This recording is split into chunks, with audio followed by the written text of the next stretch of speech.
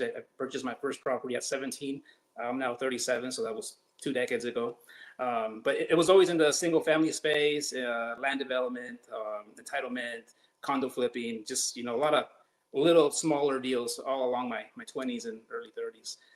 But up until I finally started to really deep dive into commercial real estate, which was around COVID time, that's when I really focused pretty much all my energy into multifamily.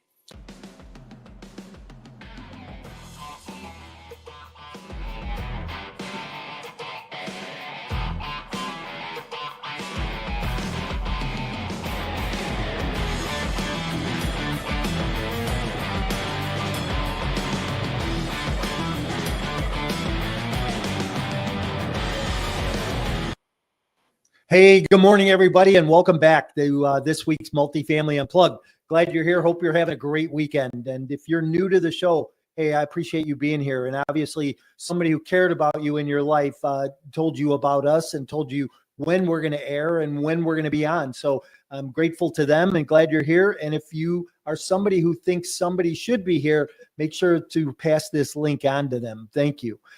This morning, I'm excited about our guest. But before we get into our guest this morning, what are you working on this weekend? I have been doing a lot of things, around multifamily and business, but it's easy for us to get distracted, right? And it's easy for us when the market cycles like it is right now to maybe get shiny object syndrome and look at something else. Maybe bounce from asset class to asset class because we think something's going to be easier. Here's what I know right now, though, that we are entering one of the best times in history to ever buy multifamily real estate, and real estate in general, actually. And as we start to cycle out of this market that we're in right now and start to come back out, you're going to start to see profits increase. You're going to start to see occupancy increase, rents increase. You're going to see more demand for what you're doing. And you're going to actually see the profitability of your assets starting to increase, some by your own efforts and some just by what's going to be happening in the economy around us. So right now, what I'm talking to people about is being very intentional and specific about what they're doing in their business. Hey, if you need to learn to underwrite a little bit more, then let's figure out what that's going to entail. If you need to learn how to raise capital more proficiently, then let's talk about raising capital a little bit more proficiently. But let's get you that education, that knowledge that you actually need. Teach you how to build great teams and partnerships. And, what we try to do by bringing content out to the marketplace continually like this is help you grow, help you do that. So today's guest is going to, really add to the flavor of that and give you a little bit more of that. But before I get started, remember that coming up in October is our 6th annual Multifamily Summit, this virtual 2-day event. October 16th and 17th, 20 speakers and panelists from around the country, some big headliners this year. We're going to have Hunter Thompson on. We're going to have Brad Sumerick on, Michael Guthrie, Forrest Corral, some people that have done billions of dollars, billions with a B, in multifamily investing. A lot of opportunity to learn, get ignited, grow your business, and take advantage of what's coming up in front of us here. So get your ticket for that event, get registered. Seats are filling up fast.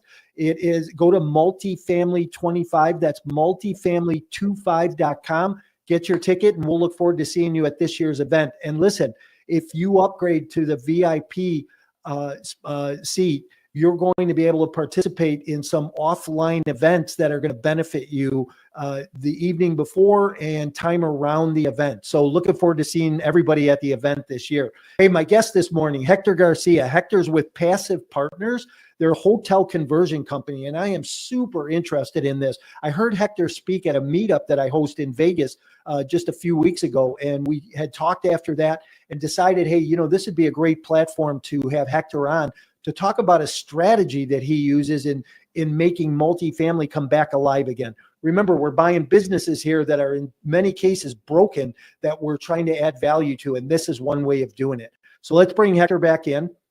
Hector, good morning. Good morning, Mike. Pleasure to be here. Thanks for having me. Great to see you again. How's it going? It's great. Thank you. Good. Yes. I know you're right here in Southern California, aren't you?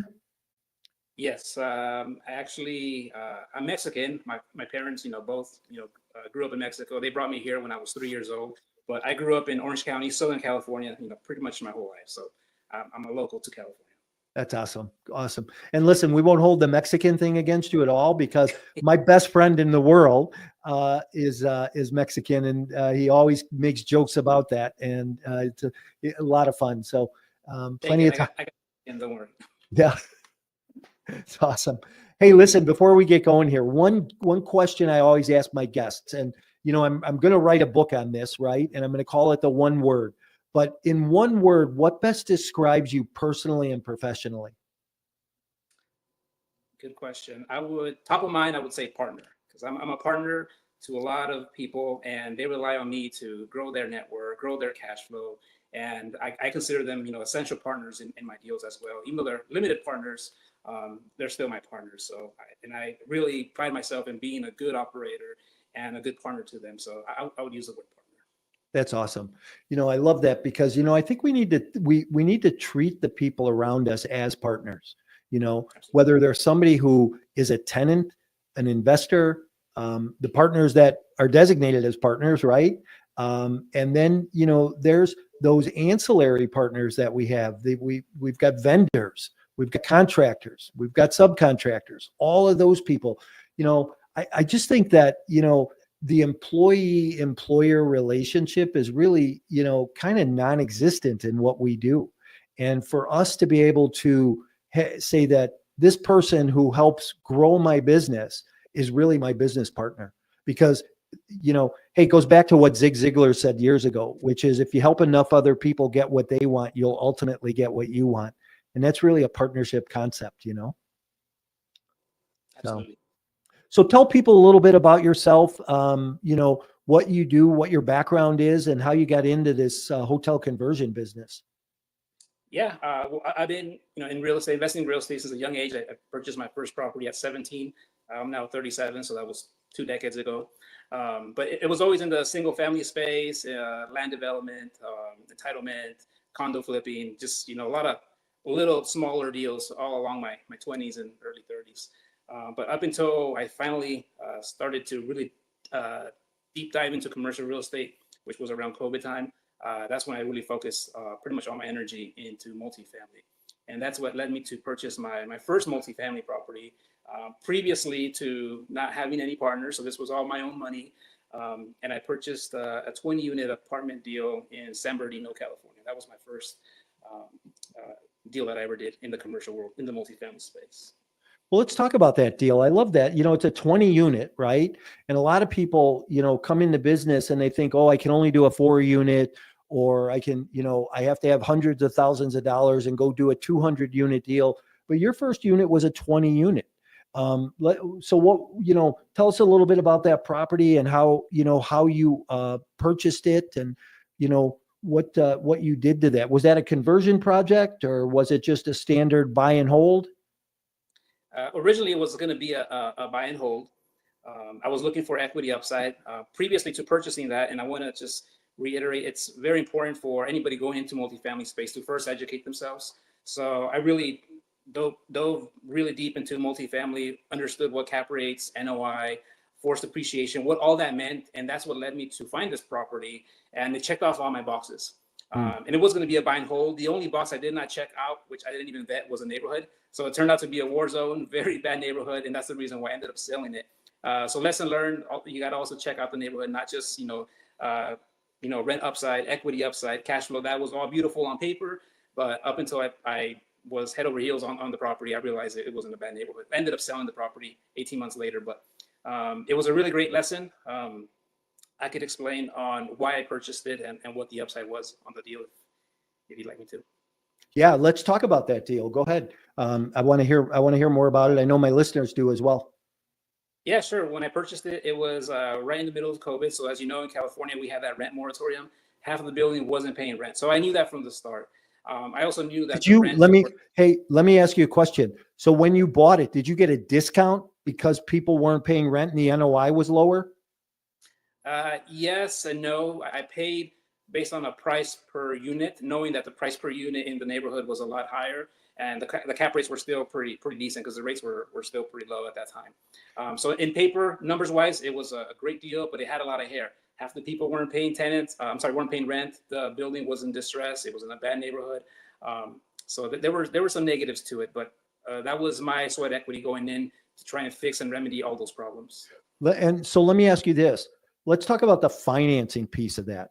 How much how much per unit? It was 72,000. It was $1,450,000 Okay. for 20, which was around, I think it was like a little over 70,000 a door. Okay, great. So we know on $1.4 million, you generally have to come to the table with 25, 30% down just on the acquisition, not including any construction. So you're going to finance, call it 65, 70% LTV. But in order to do that, you usually have to have a DSCR of 1.25.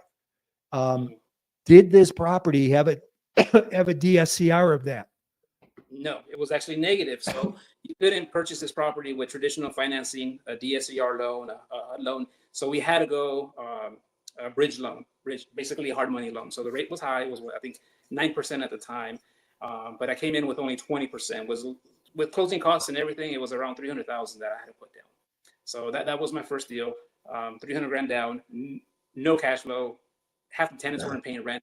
But my numbers, and based on my education that I pretty much self-taught myself, I realized that I had some upside and I needed to clean up the property. And the way I did it was day one, I closed on the property, and all the people that weren't paying any rent, I went in there, knocked on their door, and I offered them cash to leave, knowing that the moratorium was going to expire in the next couple of weeks. And I told everybody, hey, you're not paying any rent. You're going to get evicted. But if you leave this week, I'll give you $5,000 bucks. And they all took it, knowing that they were going to get evicted regardless. But as you know, in California, that moratorium got extended like 2 or 3 more times. So I got really lucky that these tenants actually left, or else I would have been stuck with them for another year or so. But that was a big win. Immediately after closing, I got the tenants out. I proceeded to do the renovations.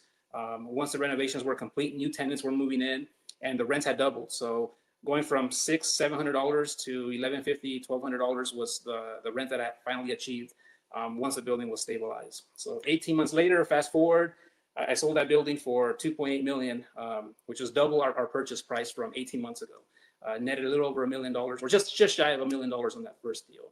So that for me was a big aha moment that everything worked out and the numbers really penciled out from the beginning, and I was able to execute the business plan. But it was the first deal. I learned a lot, made a lot of mistakes. I could have easily lost my shirt on that first deal, but thank goodness it didn't, and it went well, and proceeded to do more just like it. So I was practically known as the cash for key guys with a lot of brokers. So they were just sending me their deals, knowing that these kind of properties had some upside, but I needed to go in there and do the dirty work and vacating the buildings with the low rents. So let me ask you this. So I just want to be clear with the listeners, right? That in that capital stack for financing, you did a bridge loan, which a bridge loan will generally cause you to have a higher interest rate. But then you were able to go back, get the rents up, get occupancy up, go in and refinance, put perm debt on there, and get a lower interest rate. That would have been the goal because I wanted to hold it. But remember, I bought it in a bad neighborhood. So after knowing that I bought it in a bad neighborhood, I just decided to sell. So before my 2-year bridge loan was up, by month 18, I had already sold it, paid off the loan, made $1 million on it, and I just moved on. So you didn't know it was in a bad neighborhood when you bought it. So it sounds like maybe you didn't run the market traps and do the research on the neighborhood, huh? Again, remember, I would just focus on the numbers. The numbers seemed great. Based on what I had learned, I could increase the NOI from X to X, creating massive value. And that was all I focused on. Once I purchased the property, first week of ownership, I go look at the property, do a walkthrough, and there's SWAT in every single corner of the building with guns pointing at a unit. And they were raiding the unit for drug trafficking. So that was my first week of ownership. So, and that was consistent throughout the entire process that I owned it. So yeah, drugs, trafficking, prostitution, you name it. It was a war zone. But regardless, I still made $1 million in the war zone. So the business plan is solid. You can still make a lot of money here in California, and I've been consistent with it. So that's awesome. Now you said you gave all those tenants $5,000 cash for keys. Did you underwrite that cash for keys number into your underwriting before purchase? Yes, I did. So yeah, and so I underwrote the cash for keys. I budgeted for cash for keys and then the renovation costs for the entire building. So Total renovations was just under, I think it was like 300,000 that I spent in renovations. And then cash for keys, 5 times 20, so about 100 grand in cash for keys. So all in all, about 400,000 went into the property to go from 1.4 to 2.8. So, minus commissions, minus costs, it was about $1 million profit. So I want the listeners to listen into this morning, because this is really good stuff. And a lot of times people don't think about this, right? But hey, you're going to buy a broken business, a broken building, right? And you're going to go in and rehab it, refix it, re-engineer it, right? And this is exactly what you did. You re-engineered this building. And so you've got to put those anomalies into your underwriting. You have to know going in the door, hey, I have this much money in an envelope over here that I'm going to use for cash for keys. And if I don't use the money, great, I use it somewhere else in the deal or get to keep it. But if I underwrite it in there, then I know exactly what my return is going to be on the way out. Did you know prior to your exit that you were going to make $1 million on that acquisition? Based on the numbers that I had underwrote, I knew that it was going to be about a $3 million deal once I was said and done, if I were to bring the rents back to market, or at least to market where they needed to be. And it actually did get appraised for $3 million. The buyer that purchased my property did have an appraisal for $3 million. But after back and forth and some negotiations, I let it go for 2.8, and then I was still happy to sell it for 2.8. But yeah, I hit it right on the bullseye on what my numbers were prior to me purchasing the property. And this goes back to, again, really educating yourself in commercial real estate, really educating yourself in multifamily, knowing your numbers, learning how to underwrite. And if you know how to underwrite, the deal will pop out of you when you see it. So most people will go on LoopNet or call brokers, and they don't really know what they're looking at. But once you know your numbers, specifically in your geographic area, you know that you can create value, and those deals will literally pop out in front of you. And that's what happened to me. So I was looking for a deal with upside. And when I finally saw it and found it, I underwrote it quickly, and it was spot on to what I thought I could get it to. That's awesome. Hey, let me ask this. For $300,000 in renovation dollars, what did you do to those units and to the exterior of the building?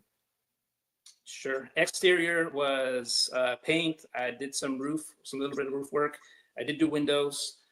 Interior, we did all new vinyl floors, some kitchen cabinets on some of them, new countertops, and LED lighting throughout. And a couple of more little things here and there. We did a new boiler. I do remember that. But overall, I actually budgeted more for the renovations, and I came under budget around $300,000 for total renovations. And did you watch everything along the way? Were you very price conscious when you went to buy flooring or paint or lighting fixtures? Yeah, so I'm very hands-on. Even today, now that we're doing hotel acquisitions and doing the same project but on 100 units, I'm still very hands-on. I'm dealing with the GC on a weekly basis. And then at the property, the GC is not there, but they have their subs there, and I'm dealing with the subs, making sure they're doing work the right way as well. So I'm very hands-on, very price conscious, and I think that's one of my strong suits, that I'm very active in the deal, not just in the beginning when we're doing acquisition, but all throughout the renovation process as well. And I think that's very key to have a good partner that could do that. And I pride myself in being local and having all my deals here in Southern California, because I could get to any property that I own within an hour and a half tops. Be there, do my work, make sure stuff's getting done, and then be home by noon, which I really, really enjoy. That's awesome. So you took rents from $600 to $1,100.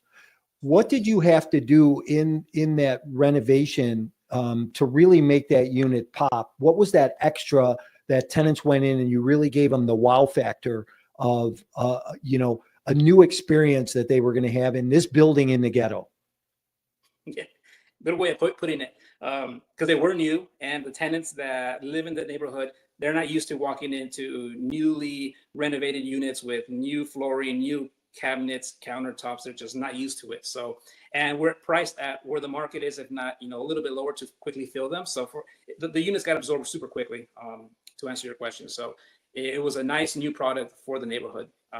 Again, I didn't vet the neighborhood. So although they were new, beautiful, the people that were moving in, it's the same people that we had vacated previously. Not the exact same people, but I'm saying the same demographic of people were moving in. So fast forward, I'm pretty sure the building is in rough shape now, and it looks about the same from when I bought it, 5-6 years ago, which I'm glad we left that neighborhood. But regardless, would I do it again? Absolutely, because the numbers make sense. I know we could do it, and it's a value add business plan that if you could get in, just get out. And that was my business plan.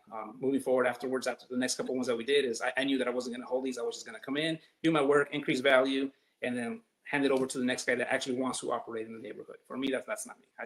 I created value, and I saw where my expertise were more valued. So I have a couple of questions around this. This is a very interesting deal. And I think that the thesis behind what you're doing by this type of opportunity, in and out, a flip basically in the multifamily space. How many deals are out there in the marketplace like that? And are they only in California, or where else might they be? They're all over the country, really. You could, if you look for a multifamily, get your foot in the door with the brokers and let them know what you're looking for. I'm sure you could take them out. One thing is, I learned, some tricks with the cash for keys, and I know some, how to get to these tenants to make them realize they need to vacate. But it's not 100% bulletproof strategy.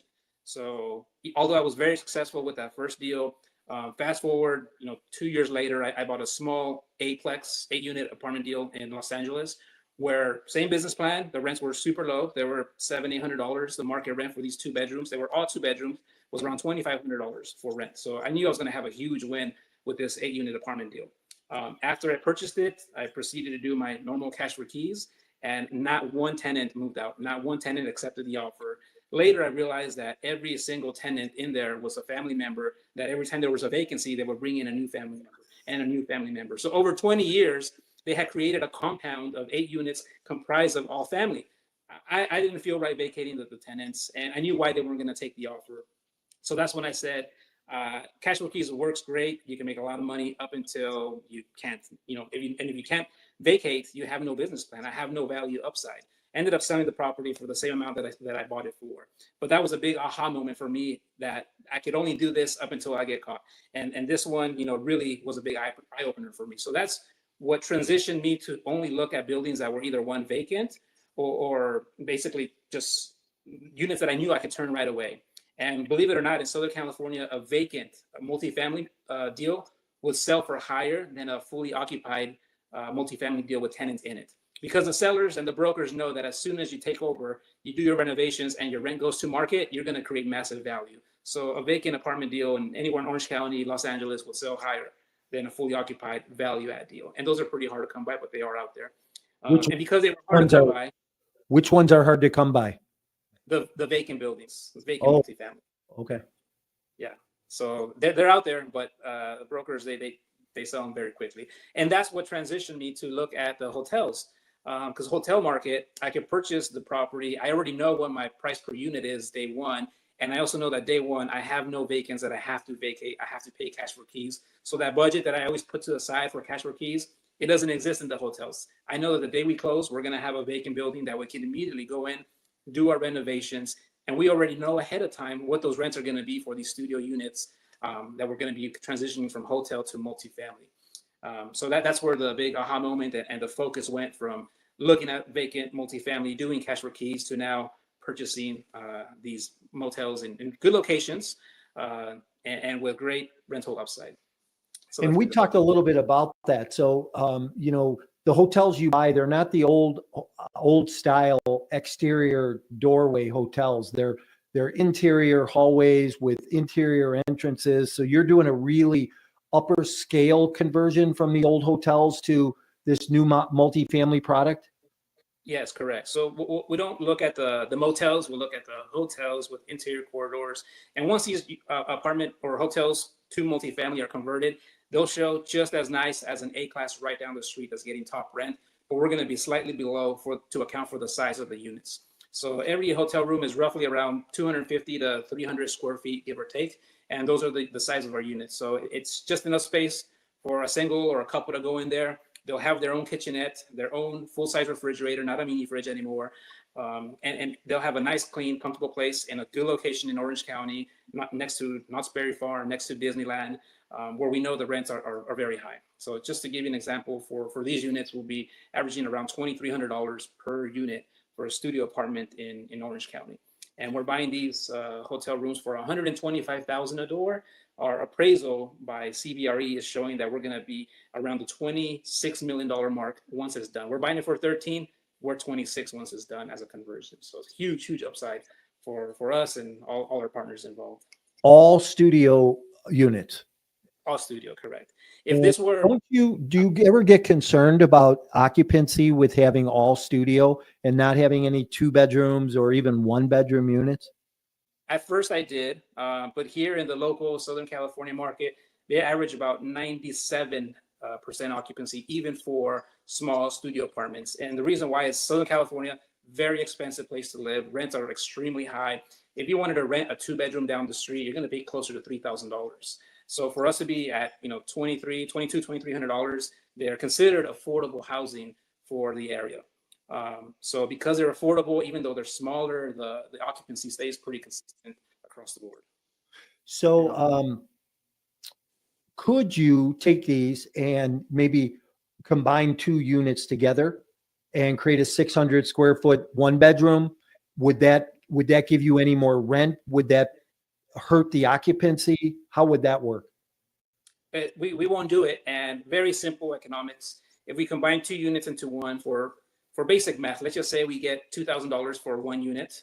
So there's $4,000 if we have 2 units.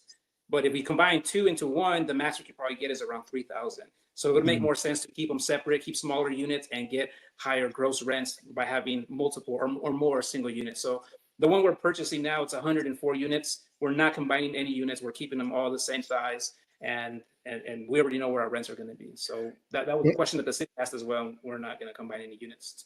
And are you developing a luxury product? I would say like class B, because it's not in the A class neighborhood. It's more of a B, but it's going to be really nice, comparable to luxury for sure. So because we're putting all new vinyl plank floors, brand new, white shaker cabinets, quartz countertops, some really nice stainless steel appliances. So same amenities and luxury that you will have in an A-class building down the street, but for much lesser rent, more affordable. Got it. Beautiful. Well, listen, this has been fascinating. I appreciate you taking the time out of your busy schedule to be here this morning. Any last thoughts that you'd give, a new investor?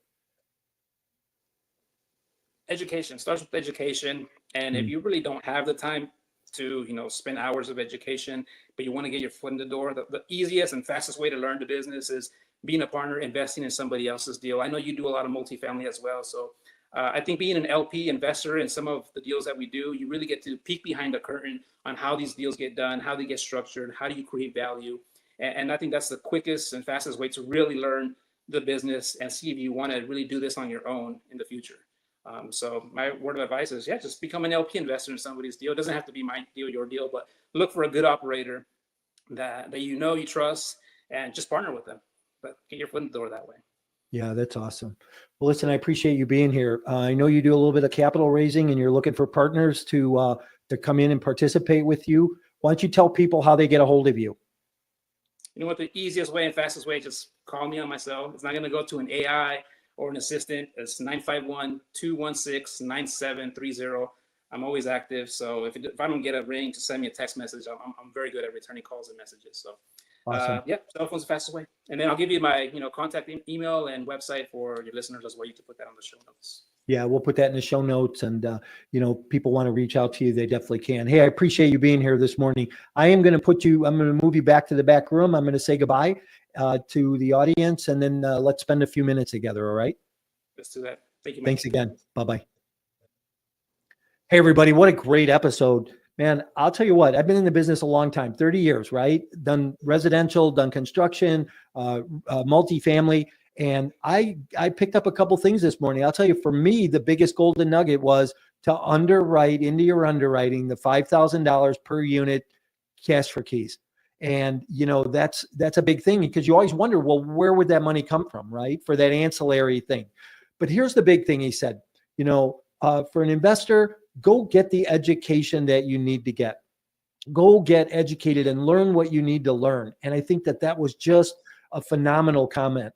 And, you may or may not be aware, I have a coaching program. I teach people. I have a mentorship program. I actually have a partnership program where I partner with people.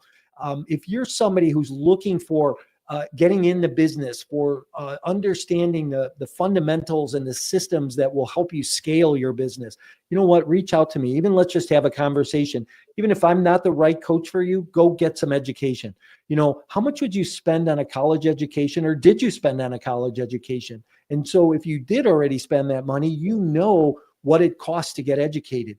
But if you didn't, and you could look at mentorship or coaching in the multifamily space as that college education that you need to get in order to go to the next level. Hey, I'm glad you're here. We're here every Saturday morning at 10 o'clock. If there's any questions you have, don't hesitate to reach out to me over the week. Be more than happy to answer those questions for you.